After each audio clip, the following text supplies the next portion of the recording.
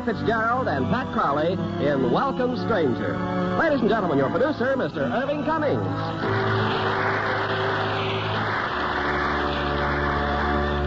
Greetings from Hollywood, ladies and gentlemen. As our fellow citizens take to the open road this summer, they will be greeted in every town and village along the way with the friendly words, "Welcome, stranger." But in tonight's whimsical comedy, our young doctor discovers he is anything but welcome in the small community he has been invited to join. And we have a wonderful trio of stars in this enchanting Paramount screen hit. Cary Grant, Barry Fitzgerald, and Pat Crowley. Now, Act One of Welcome Stranger, starring Cary Grant as Dr. Jim Pearson, Barry Fitzgerald as Dr. McRory, and Pat Crowley as Trudy Mason.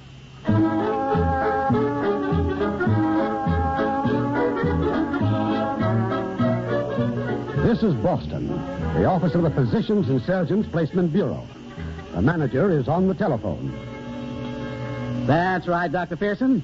Everything's confirmed, and Dr. McRory is expecting you. Fine. Now, it's rather a small town, you know, and you'll be there for 2 months. Splendid. Thank you, Dr. Pearson, and good luck. All right, Miss Brady, send in the next one. Good afternoon. Good afternoon. I'm Dr. McRory from Fallbridge. We've been having some correspondence about the physician to take me place. Well, this is quite a coincidence. I've just been speaking with him. Oh, have you now? Well, now, as I told you, I'd like a mature man of substance and experience. I'll be gone for 2 months, you understand. My first vacation in 30 years. You don't have to worry, Dr. McRory. It's all been settled. Fine. When can I see him? As soon as you get back to Fallbridge. He's leaving right away. Right away? Okay, sir, do you suppose for a moment that I'd place the health of the community in the hands of a man I'd never set eyes on? What do you suppose I came to Boston for? There's no need for concern, Doctor. We send out only qualified physicians. Besides, your letter was a definite authorization. Binding, you mean? Exactly. Well, let's hope the man knows his business. What's his name? Pearson. James Pearson. Now, if you'd care to look at his credentials... No, I've barely time to catch me train. Thank you for your trouble. Pearson, huh? James Pearson. Have a good vacation, Doctor. Yes, I will. Go on fishing, you know.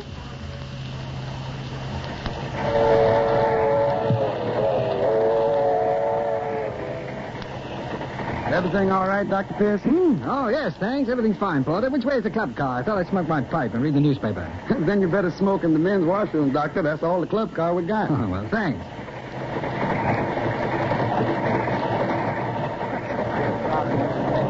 Good evening, gentlemen. I hope you don't mind if I push in here. Sorry, young man. There doesn't seem to be any room. Oh, no, I think I can squeeze in here, don't you? Now, if you could just move over a little bit. Oh, that's very nice. Thank you. What's this? Young man. Well, I'm sorry. I didn't mean to sit on your package. I suppose you paid for a ticket and you're entitled to sit down, but you're not entitled to sit on my packages and read me newspaper. What, you mean this newspaper? If you don't mind.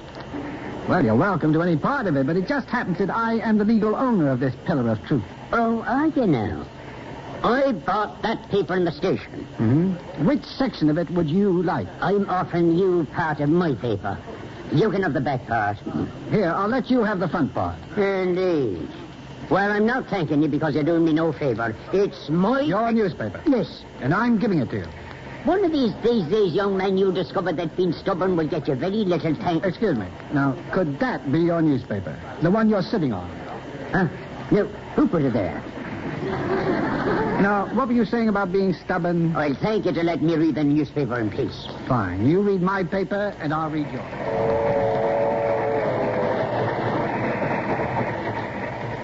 Good morning, sir. Sorry, but dining car won't be open for another 5 minutes. Well, I'm not quite ready for my breakfast anyway. Tell me, Stuart, would it be possible to order while I go in and shave? You have a dish on this train that I'm very partial to. Broiled brook trout with butter and lemon sauce. It'll be waiting for you, sir. Say 15 minutes at table 5, brook trout. Fine. Oh, it's a beautiful dish. A lovely dish.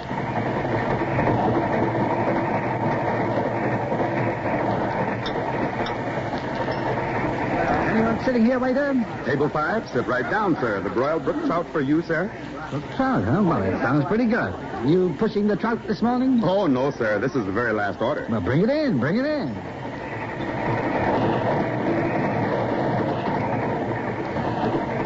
Good morning, sir. This table 5. Right here, sir. My order's been taken. Broiled brook trout with butter and lemon sauce. Oh, I'm sorry, sir. They told me number 5, and when this gentleman sat here, It's you again. Yeah, I'm afraid it is. I'm also afraid I've been devouring your trout. I'll tell you not to talk to me. Wait, you'll bring me another trout. I'm sorry, sir, but there aren't any more. What, no more trout? No, sir. If you don't mind finishing this, I've really only made a small dent in it. Go on, take it. Wait, you may bring me some oatmeal. Young man, you must bear me a terrible, vicious hate. For me? Oh, I don't hate anyone. Well, I do. I hate blatherskates. I detest and abominate them. Praise heaven, I'll soon be home and free of your unwelcome presence forever. Now, is there anything else of mine that you covet? Oh, come now. Be reasonable. The back of me hand.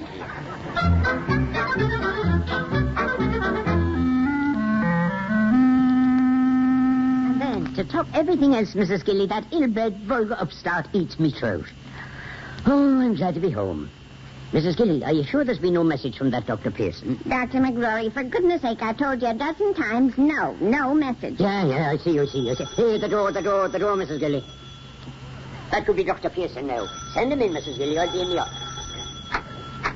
How do you do? I'm Dr. Pearson. Oh, come in, Doctor. Come right in. Are you Mrs. McRory? Heaven forbid. It's enough that I do is cooking and tidying. Is here, Doctor? It's Dr. Pearson. Fine. Bring him in. Just down the hall. Well, this is a pleasure. I've been... No, it can't be. Yep. It's not possible. I can't believe it. Me either.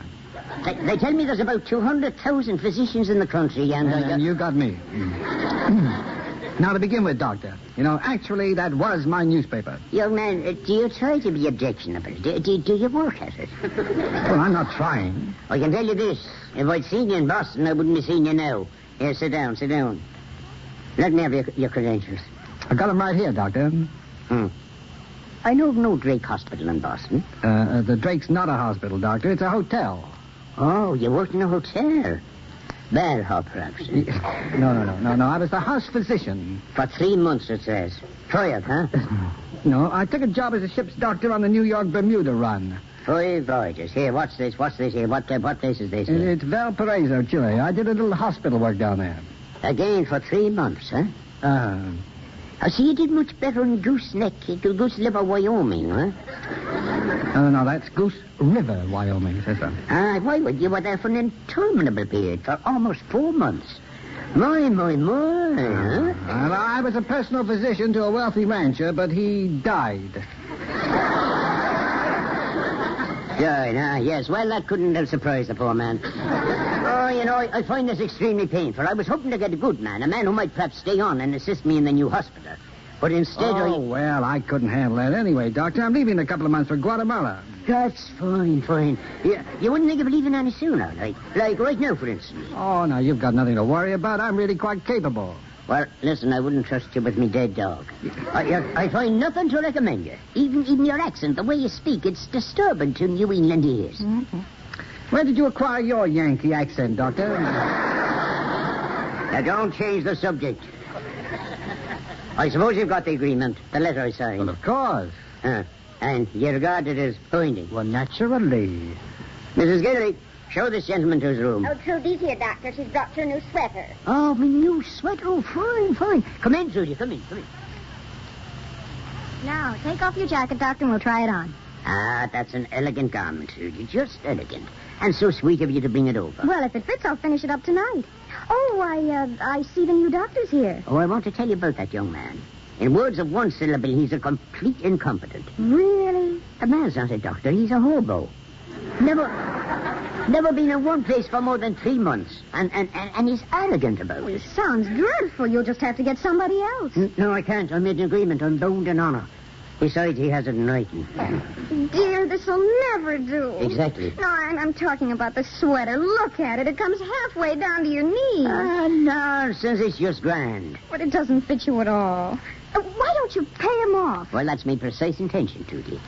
But if I do, I can't get away for a vacation. Well, then it's out of the question. Oh, the sweater, it's awful. No, it isn't awful at all. It's just roomy, you know. I like to have my sweaters roomy. May I come in? Well? Say, Doctor, did you notice if I left my... Oh, that's nice. That thing you're wearing. Oh, that's very attractive. What is it? What? It's very obviously a sweater. But just one? No, he's right, Dr. McRory. It's hopeless. Miss Mason, Dr. Pearson. She's the school teacher. Oh, I'm delighted to meet you. How do you do? I'll talk to you later, Pearson. We're busy. I see. I'm being dismissed, huh? I should be brought up on charges of malpractice, Miss Mason. I ate Dr. McRory's fish. That'll be just about enough, young man. You see, Trudy? That's what they call doctors nowadays. Excuse me. Dr. Pearson. Yes, Miss Mason. May I see you alone for a moment? Oh, I think that's an excellent idea. If I seemed rude just now... Well, no, not at all. Well, I didn't mean to be. I understand you've done a lot of traveling. Yes, considerable. Don't you think, Doctor, after all the things you've done, Fallbridge is going to be very dull? It's such a little town. You don't like me, do you? Well, I hadn't thought much about it. Do most people? Like me? Oh, reasonable percentage. It's going to get awfully cold here soon. We have very severe winters here in Maine. Well, there's a chill in the air right now. What I mean is, well, I honestly think that Dr. McRory would release you if you wanted to leave. Really? Yes. Well, now, that's very nice of you to take such an interest in me. Well, thank you, Miss Mason. I'll be sure to think it over.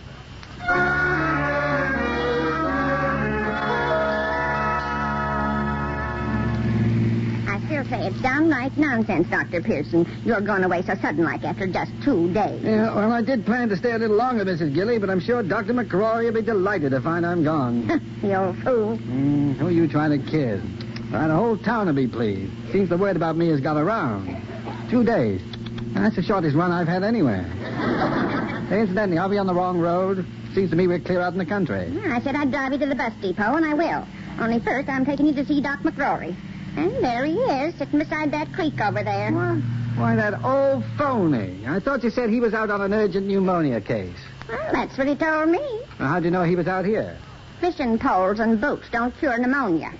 Take your time, Doctor. The bus don't leave till 4 o'clock. Hey! Huh? Hey, how's Mrs. Hickey coming along? Huh? Mrs. Hickey's pneumonia. Oh, it's much better, much better. I'm glad to hear that. Young man, are you spying on me? I just came to tell you I was leaving. Ah, you know. Well, that's right. No, what you mean is not for a couple of weeks, eh? The next bus. Pearson, I'm an honest man. I'll not pretend I'm going to miss you. But it'll be greatly obliged if you'll stay on for a fortnight when I have a good doctor coming over from Augusta. Roy Chesley recommends him very highly. Who's Roy Chesley? Who's Roy Chesley? Well, I'll tell you who he is. His father owns half the town, and Roy's president of the Chamber of Commerce. He owns the town drugstore, and he's going to marry Trudy Mason. Uh-huh. That's who Ray Chesley is. Oh, and this doctor's a friend of Chesley. Yeah, Dr. Jens from Augusta. He'll come as soon as he can. I thought you told me you never hire a man again without seeing him first. Well, yes, I did, but Jenks could be nothing but an improvement. Well, fine. Let's start the improvement right now. Yeah. Goodbye, doctor. No, wait. No. What for? Be reasonable. I want to start my vacation tomorrow. No. I know, I'm not asking you to handle many difficult cases. If anything serious comes up before Dr. Jenks arrives, Dr. Wheaton will come over from Venterville. Nothing doing. The 4 o'clock bus. Goodbye. Hey, look, I'll give you a cash bonus if you stay. Say $10. You said 20. Did I? Why don't we make it 15, huh? You forget it. The town doesn't like me, and I don't like the town. Say, you catch any fish this morning? Now, what's more, you scared away every fish for miles around. Me fish Probably. Young man, I've been fishing this sea for 35 years. Go on here. Look at this equipment you're using and the side of the float. I never fish with a float. I like to get the hook deep down into the fish's living room, down where the money is. And get the line out like this, way out there where the ripples are. There we are. Now, stand by for action. Well, that's very interesting, huh? You'll stay for a couple of weeks, eh? I told you no. There, you see? You see how simple it is? Here, take the rod. Take over, quick. Look at the stream. Look at him jump. I've never seen such a beast in this stream. Well, stop pulling. Give him the line. Let him play with it. Get out of me way. Give me some You're room. going to pull it right out of his mouth. Now anyone can get a bite. Go for it. The real skill is bringing them in. And I happen to pride myself on a particular aptitude for that. Well, He got away. well, me too. So long, Doctor. 4 o'clock bus, huh? Well, all right. I'll tell you what I'll do. I'll make a bargain with you. Now, I don't think I can stay a fortnight, but I'll tell you what I'll do. Yeah. I'll stick it out for a couple of weeks. The man's a lunatic. What's that? I said I'm obliged, Dr. Pearson. Very much obliged to you.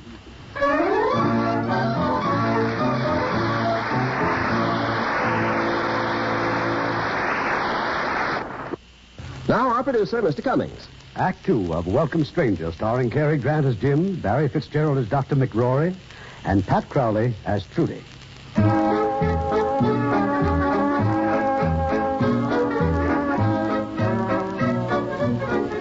Well, a couple of days have gone by. And while a stranger in town, Dr. Pearson is hardly any more welcome than before. Old Dr. McRory, at long last, is ready to leave on his vacation. You haven't forgotten your ticket, I hope. You asked me that twice, Mrs. Gilly. It's in my wallet. Now, where the blue blazes is Pearson? I'll wait just 2 more minutes. 2 minutes. Oh, the blather skies. He knows I'm leaving. Now, don't get yourself overheated. You haven't been feeling too well, you know. And how could I feel well? Are you still here? I thought you left long ago. And how could I leave without giving you me instructions? Oh, but you did. If anybody gets sick, I'm to send for a doctor. Exactly. Dr. Wheaton will come over on all serious cases. And you remain here in Fallbridge until Dr. Jenks arrives. Roy Chesley's friend. Oh, Dr. Jenks. Splendid.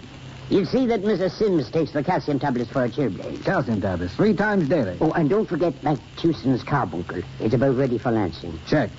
And, oh, yes, you might drop in on Mrs. Crelly. Her baby's about due. Oh, you think I'm capable of delivering a baby? Frankly, no. But I wouldn't worry. I wouldn't worry about Mrs. Crelly. She's had 10. She'll tell you.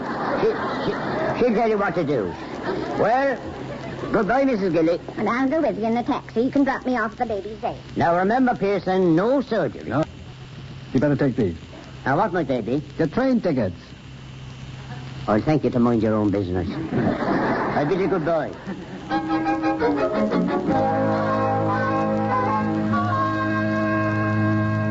Mason, well, come in. I'm sorry, but you just missed the old gentleman. Well, frankly, I dropped by to borrow an umbrella. It's starting to pour. Help yourself. Are you on your way to Roy Chesley's drugstore, I presume? Well, I happen to be on my way home. Good. You know, I can't make up my mind which Chesley I dislike more, Roy or his father. Oh? I guess Roy. He's a shade more obnoxious, wouldn't you say? Dr. Pearson, in case you're trying to be funny, Roy and I are engaged to be married. Oh, that's ridiculous. How can a girl like you... Dr. Pearson, help. Well, what is it? Dr. McRory. But after we dropped off Mrs. Gilly, we no more than turned the corner when he starts moaning and groaning and... Oh, my stomach. Pains in my stomach. Heeled over my taxi like he was kicked by a mule. Help me get him in the office. No, I can walk. I'll be fine. What is it? I don't know. Can you wait around for a while? Yes, of course. Call Dr. Wheaton. Oh, it's my appendix. Well, for the first time, you and I may be in complete agreement. Now, lie still and let me take a look.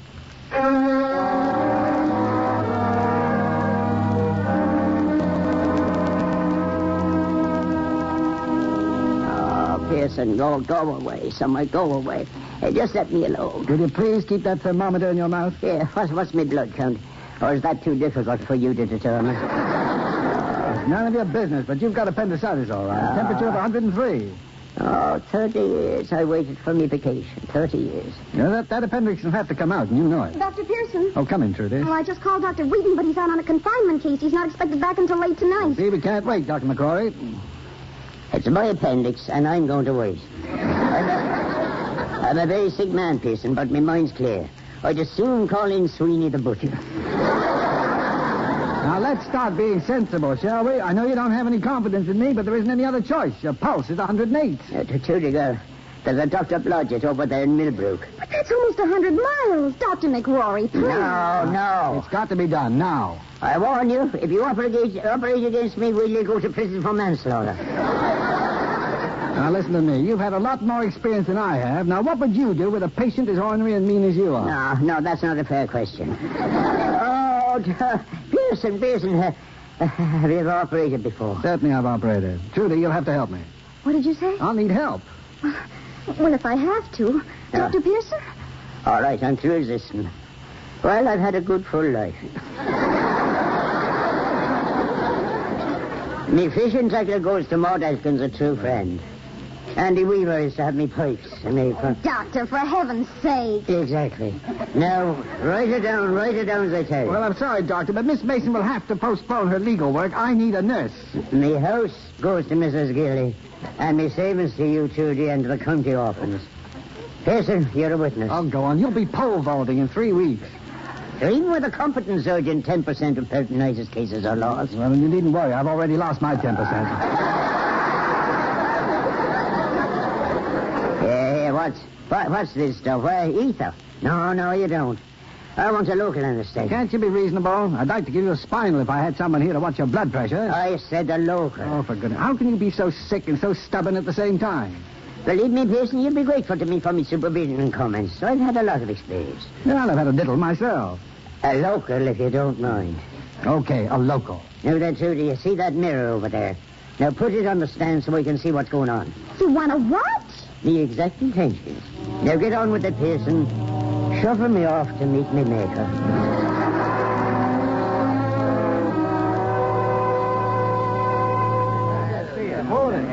Well, don't tell me. Good morning. This is Chesley's drugstore. Yeah, we just come in to get out of the snow. How's old Doc this morning? Oh, he looks better than I do. He's fine. Folks been saying you saved his life, Doc. I sure did. Well, I had to. He owed me a week's salary. Dr. Pearson. Well, my favorite nurse. Oh, hello, Chesley. What'll it be, Doc? 2 dozen phenobarbital, half grain. Jed Conway's account. Conway? That's a hypertension case. Yeah, that's right. Now we have some potassium thiocyanate. I believe that's considered more modern. Would you be terribly offended, Chesley, if I insisted upon phenobarbital? Oh, just as you say, Doc. Thanks. And Dr. McRory had a good night, I spoke to Mrs. Gilly. Oh, he's doing very well. Quite an experience for you, wasn't it? Well, you were wonderful. Well, thanks. So are you. Of course, Dr. Pearson knows that an appendectomy is probably the simplest of all operations. Why? Well, he's right. Yes, a phenobarbital. Thanks. I don't suppose you'd care to go along on the sleigh ride tonight, Doctor? Sleigh ride, huh? Oh, yes. Mrs. Gilly sold me a ticket. Oh, but I imagine you're much too busy to go. That's exactly what I told Mrs. Gilly. But I think I just might make that sleigh ride after all. I'll see you both tonight, huh? Oh, now, really, must you be so rude? Who was being rude? All I said was... Chesley's Pharmacy. Jenks, you all set?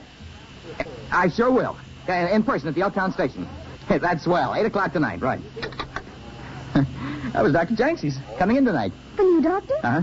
But if you're meeting him in Elktown tonight, won't we miss the sleigh ride? Oh, you go right ahead. I'll meet the sleigh in Bentonville at church supper, and we'll have the ride back home together, huh? Okay? Well, okay. I'll see you later, Roy.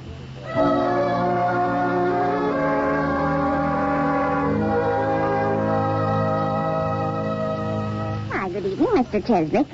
Come in. Thank you, Mrs. Gilly. How's the doc feeling tonight? And he won't tell me. He's too busy listening to the Masked Rider on the radio. Yeah, that's a good sign. Mrs. Gilly, this is Dr. Jenks from Augusta. Oh, evening. Pleasure to know you, Mrs. Gilly. You'll tell Dr. McRory that we're here, please. I'll see what I can do, Mr. Chesley. Have a chair. Now, like I said, he's not young, and his methods aren't very modern. That's why I'm here. The more old-fashioned he is, the sooner I'll get to take over his practice. He says you can come right in. Thanks, Miss Gilly.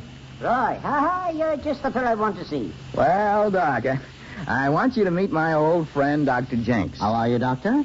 Satisfactory, thank you. Yeah, everything's set, Doc. Jenks is moving into that little cottage, that Dad owns across the street, and he's all ready to take over. Take over? Take over what? Why, your practice, Doctor, until you're able to... Young man, I hope you haven't traveled far, because I have no opening for you. No opening? But you asked him to come here. Oh, no, you asked him. I'm very sorry, but I have a most excellent man with me now, and I see no reason for change. Thank you. Oh, now, wait a minute. You made it quite clear that you consider Pearson, just as I do, incompetent, irresponsible, and arrogant. Oh, no, you needn't distort the facts, Roy boy. Dr. Pearson is a man of ability, which I was the very first to recognize. Oh, I'm surprised at you. Oh, I guess there's nothing more to say. Oh, just one thing more. I thank you not to use me to get your friend's employment. And now, if you don't mind, I'll be taking me rest. I don't want to be disturbed. I won't forget this, Doctor. No, see that you don't. Goodbye, Jenks. Well, Mrs. Gilly, something disturbing you? Is Dr. Pearson really staying on? Oh, why shouldn't he? In a matter of 2 or 3 weeks, as well, you know the town of Fallbridge is breaking ground for the most modern little hospital in the state of Maine. And you also know I'll be chief of staff. I'm about to name Dr. Pearson as my first assistant. Did he say he was staying? Now, Mrs. Gilly, I'm not a well man. All this chitter-chatter is most disturbing. Now, just turn on me radio, please, on your way out.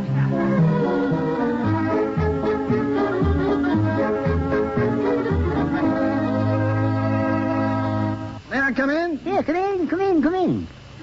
Well, you had a good time at the sleigh ride, huh? Yeah, it was quite an experience. Trudy was there. Yep. Without Roy Chesley. Uh-huh. Ah, there's a fine girl. A great pity she's thrown herself away on a lummox like Chesley. Don't you think so, huh? Yeah, he is a little on the stuffy side. Well, your pulse is good. You take Trudy home? As a matter of fact, she's here. She's phoning Roy. I was to meet her in Bentonville, but he didn't show up. Mrs. Gilly just mentioned that he stopped by with Dr. Jenks. Oh, that blatherskate. A most incompetent young man, and so rude. He went away. Yeah, now, wait a minute. You know that I'm leaving here just as soon as you get well. Oh, yes, to be sure. And, yes, I have another doctor coming, yes. He'll be here any day now. Who? Dr. Gilrooney. What's his first name? What's that? What's his first name? What's his first name? Peter. Peter Michael Gilrooney, M.D. Oh, very nice young man. But far from your equal, me boy. Well, naturally. Well, of course, if you change your mind, you know. No. Anyway, you'll be up and around in a week or so, back on the job as usual, all by yourself. Yes, I'll be myself. Ah, James, how those words describe me entire life. I'd like you to see something. This book. It's me old photograph album. I've been lying here looking at it and thinking and... Old pictures, huh? Here, look at this one. A lovely young lady, isn't she? Huh? Beautiful. I was very fond of her. So very fond, and she, of course, she was fond of me, too. What happened? Oh, you know, just a young doctor just starting out, not too bright. And while I was making up my mind, she married someone else. And now I'm a lonely old man. Jim, don't make the mistake I made, or you'll be lonely, too. Trudy has a very high opinion of you. Yeah, well, I'm leaving the end of the week, and right now I'm taking your temperature. Oh, listen, don't think for a minute that I was thinking that anything I said... Close your mouth, please. Maybe I won't want to... Close, please. Well, hello. How's our patient? Oh, no change. Health fine, disposition terrible. Dr. Pearson, telephone. Oh, excuse me. Anybody I know? No, I doubt it. Trudy, sit down. Yes, Doctor? You know, it'll be a sad day for Fallbridge when that young man leaves. Oh, great ability. And it's too bad that he... Well, what's too bad? No, not for me to violate the confidence, Trudy. No, still... No, I can't. You know you're going to tell me, Doctor, so... All right, then, perhaps I should. Trudy, Dr. Pearson is most unhappy. What about? About your engagement to Roy. Did he say so? More than that, he says you're engaged to a stuffy young man. Oh? And that's why he's going away. He's not happy, Trudy. He's not happy. He doesn't show it, you know, but he... Well, the population of East Fallbridge is about to increase. And Mrs. Channock. Ah, Edie Channock. A fine, healthy girl. Her first, you know. Well, how do I get out there? Well, if you go, let's say, I know you never find your way there. No, not on these roads at night. I'll drive you there myself, Jim. Hand me me girl there. You? Don't be ridiculous. Jim, that baby's waiting for us. Oh, no, lie down, Doctor. I'll take Dr. Pearson. I know where the house is. Oh, that's very sweet of you. Come on, we better hurry.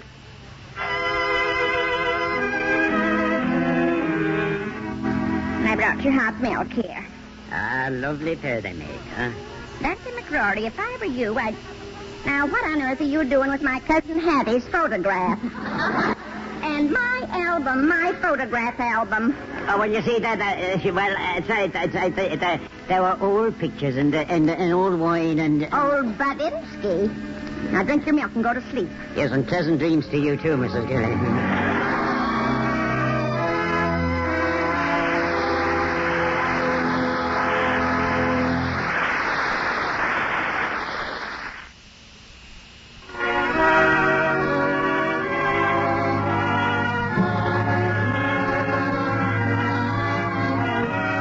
Rises on Act 3 of Welcome Stranger, starring Cary Grant as Jim, Barry Fitzgerald as Dr. McRory, and Pat Crowley as Trudy.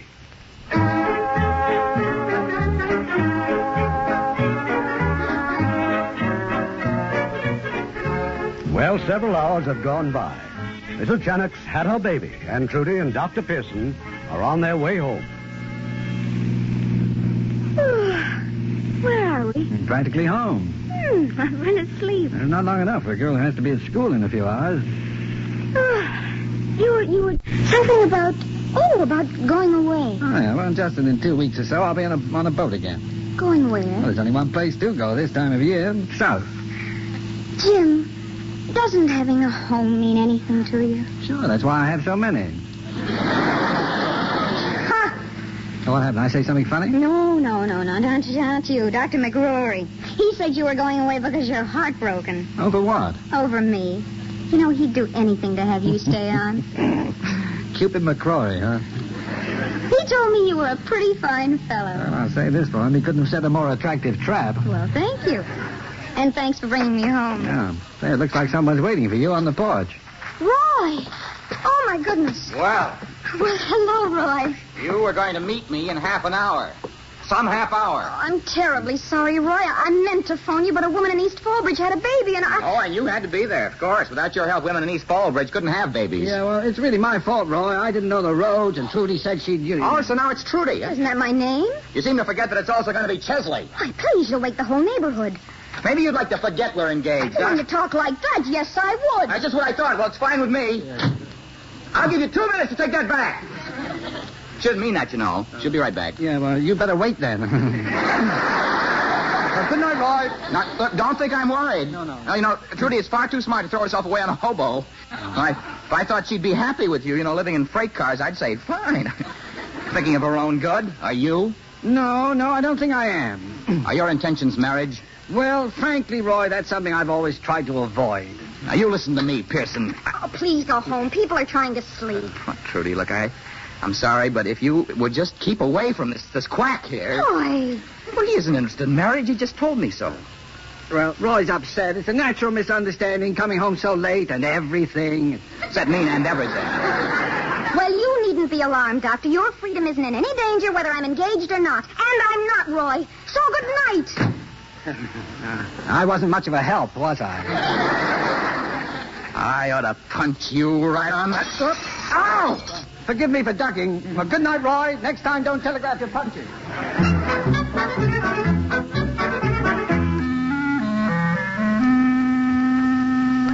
Well, just in time for breakfast. Now, what happened last night? 6-pound boy. Everything's fine. Good. And how's Trudy? A trifle upset the last time I saw her. She and Roy broke their engagement. How do they know? You don't say. All right, Doctor. Don't you think you've done enough meddling? Meddling? A man tries to squeeze a little brains into that narrow, pig-headed skull of yours, and you call it meddling. In my opinion, the girl's too good for you. You talk too much. Eat your breakfast. Talk too much, do I? Oh, I was right about you in the first case. You have no manners. No manners at all. Tell Dr. Pearson I'll have his ham and eggs in a minute. Come here, please, Mrs. Gilly. Come here. You will inform Dr. Pearson that I'm no longer speaking to him and that I've no interest at all in what he has to say about ham and eggs or anything else. Oh, no. Now, look, if I really offended you... I'd much rather he didn't speak to me either. Mrs. Gilly, will you remind Dr. McRory that I agreed to remain here until he's able to resume his practice, and I'll keep my word. Please inform Dr. Pearson that he'll not get 1 penny salary after today. Oh, tell him yourself. I'm busy frying eggs. Oh, come in. Just passing by, Mrs. Gilly. Thought I might as well drop off your groceries. And just set them down, Nat. Thanks. That's you, Doc. How you feeling? Oh, remarkable, considering who the surgeon was. I see you got a new neighbor across the street, Dr. Jinks. Jinks? Who'd you say? Dr. Jinks, Roy's friend, moved in last night, Doc. Just visiting, no doubt. Oh, looks like a long visit, Doc. He's putting up a shingle right now. Oh, the man's an idiot. Oh, he'll never last. No one's going to take your place in this town. Well, other doctors have come here, lasted a month at the longest. Yes, well, this fellow won't last 3 weeks. 3 weeks, you think, huh? You still mad at me? Now, whatever gave you such a silly impression as that? Sit down, finish your breakfast. Jim, when are you going to be leaving here? How's Saturday afternoon? You think you'll be strong enough by then? I'm strong enough right now. Jim, there's a meeting Saturday noon. I'd like you to come along. Meeting? Yeah, the board of directors of the new hospital. As you know, I'm to have complete charge of the place as soon as it's finished. Well, thanks. I'd like very much to attend, Dr. McRory. Make close friends. Call me Joe.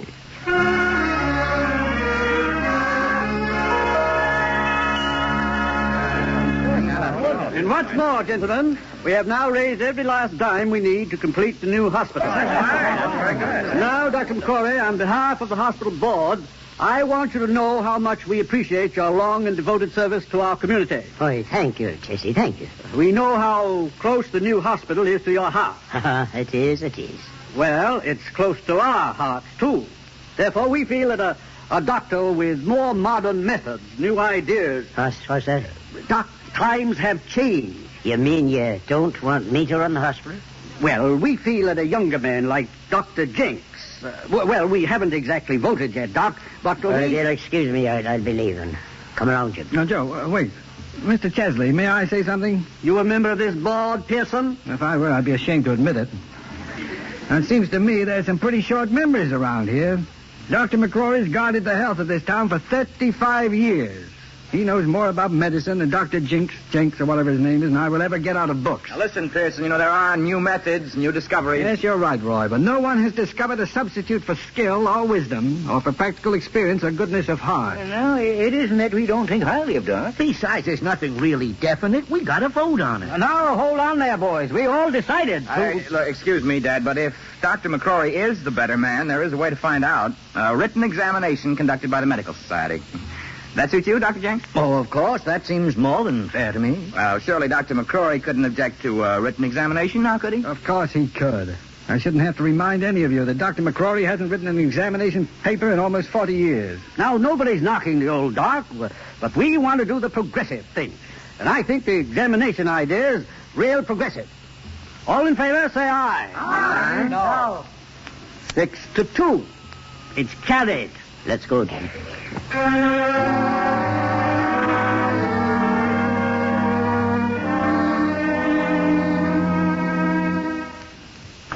Joe, that examination, now, don't you think you'd better start... No, I don't. I've been here too long. A man's a fool to bury himself in one little corner of the world. Well, you wouldn't have too much trouble with it, really. At my age? Jim, would you believe it? I'm past 60. No. I never would have guessed it. You wouldn't, huh? Never. Well, what do you think of that, huh? Joe, would you like me to stay here a while, just sort of hang around? No, thanks. I'll soon be going myself. Why not even get me a job on one of those ships like you do? Well, it's about time for your bus. Yeah. You wouldn't like to wait around, would you? See me off? No, I don't think so. I think I'll walk on home. It's a fine day. Well... Dr. Pearson, it's been a pleasure knowing you. Now, that goes for me, too, Joe. Goodbye. Goodbye.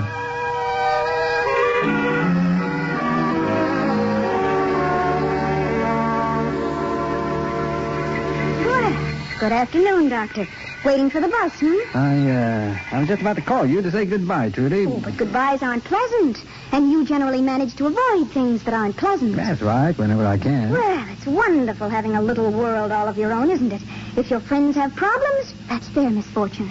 You just get on a little boat and your whole world is snug and cozy again. No. Wait a minute, teacher. Have you any idea what that hospital means to Dr. McRory? Have you the vaguest notion what losing it is going to do to him? Now, aren't you confusing me with the Chesleys? I didn't take that job away from Joe McRory, and my staying here won't give it back to him. And you could help him prepare for that examination. Well, he'd never take that examination, not with his pride. Pride? A hospital is the dream of his life, and you talk about pride.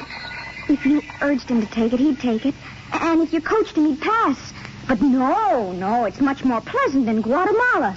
Well, here's your bus. Have fun, Doctor. It's been nice knowing you.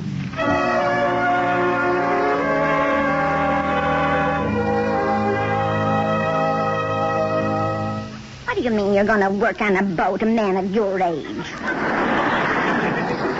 Will you be good enough to pack me things, Mrs. Gilly? Oh, you're an impossible old fool. What things? Everything. Everything? You mean...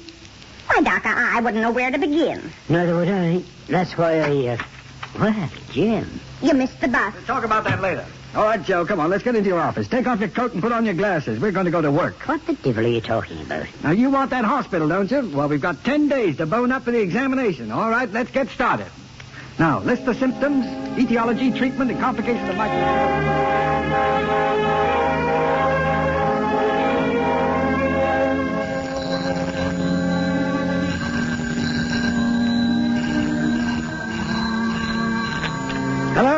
This is Roy Chesley. Where's Dr. Jenks? Jenks? Oh, he's around here somewhere, Roy. He's just finished the examination. Oh, Dr. McRory is taking a little more time, but if you care to place a small wager on who's going to win, I'll Look, Pearson, this is serious. You tell Jenks to get over to the schoolhouse right away. 4 boys have just been taken deathly ill. You get Jenks over here.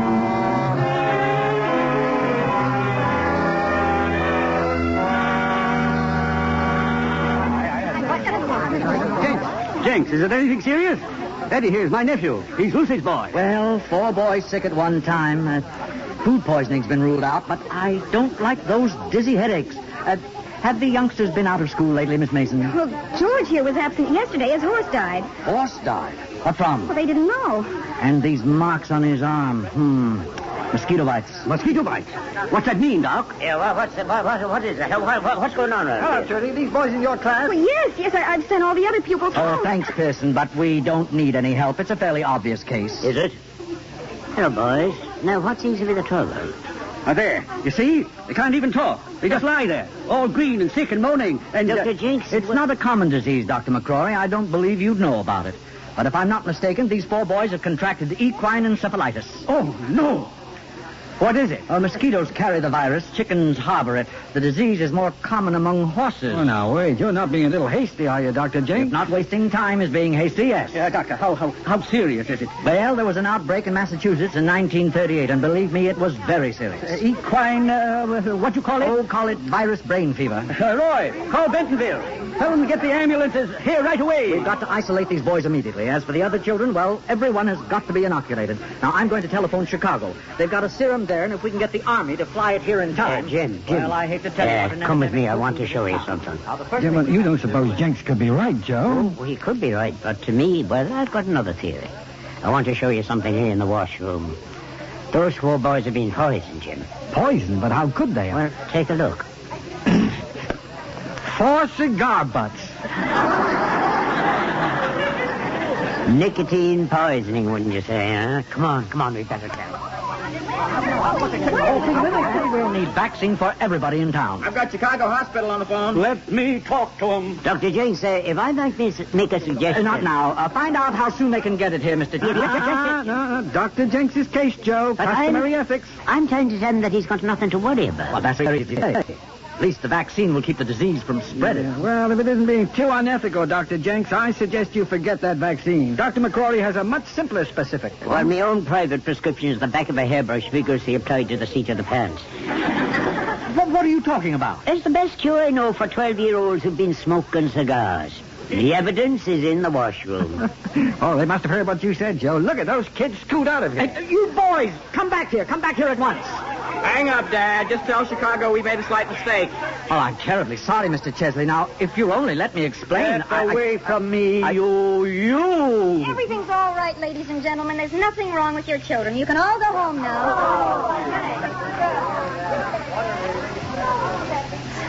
Oh, Miss Mason. Hey, teach. Yes? Oh, I'm surprised at you. You shouldn't permit your students to smoke cigars. Well, I guess I shouldn't. Oh, you're just going to have to be a little more careful with our kids. Oh, don't be so smart. Oh, here, now, hold on. Wait a minute. Joe, about the hospital. It's yours. I don't want the hospital, Jesse. But, Joe... For 35 years, I've been thinking about Fallbridge. Now I'm going to think about myself. As for those examinations, forget them. I know the hospital's a big job for a man in me advanced years. Unless, of course, Dr. Pearson stays on to assist me. Sorry, Doctor, my plans are made. Unless, of course, Miss Mason were to... Oh, I think it could be arranged. Yet, as I was saying, Mr. Chesley, I think it could be arranged.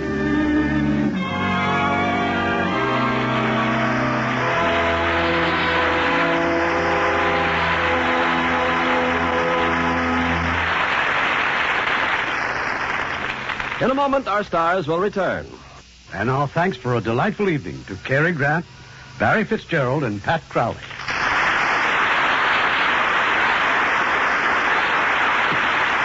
And may the good fairies go with you all along the way. Oh, what's the play for next week, Irving? I'm happy to say that again we have a wonderful trio. A trio of stars, 2 handsome gentlemen and a lovely lady. We will present them in a suspenseful drama from Warner Brothers. The unforgettable Strangers on a Train. The stars, that excellent actor, Robert Cummings, gorgeous Virginia Mayo, and one of our finest artists, Dana Andrews. Oh, I wouldn't miss it. Good night. Good night. Good night, and you're always welcome. Ruth Kerr as Mrs. Gilley, Lamont Johnson as Roy, Joseph Kearns as Dr. Jenks, Herb Butterfield as Mr. Chesley, and Gain Whitman, Roy Glenn, Bill Johnstone, Dick Ryan, and Eddie Marr.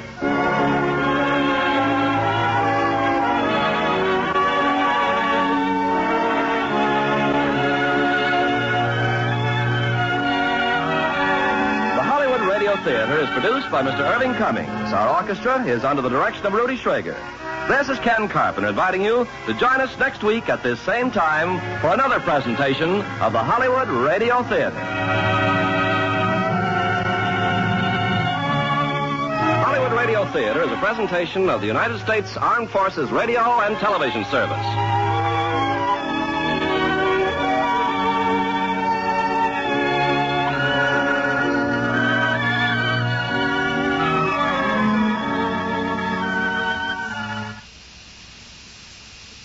A broadcast from April 5th of 1954 of Welcome Stranger on the Lux Radio Theater, called for Armed Forces Radio and TV Service listeners the Hollywood Radio Theater. And Ken Carpenter even recorded a special closing for it to say the Hollywood Radio Theater and that sort of thing. This was 1954. The servicemen and women around the world were being more and more introduced to television by way of Armed Forces Radio. And what they would do, they'd do the same thing that they did with radio. You'd get the big TV shows. They'd edit out all of the commercials, and you'd watch them overseas, wherever you were, and wherever you could, without the commercials. Oh, how nice that would be sometimes, huh?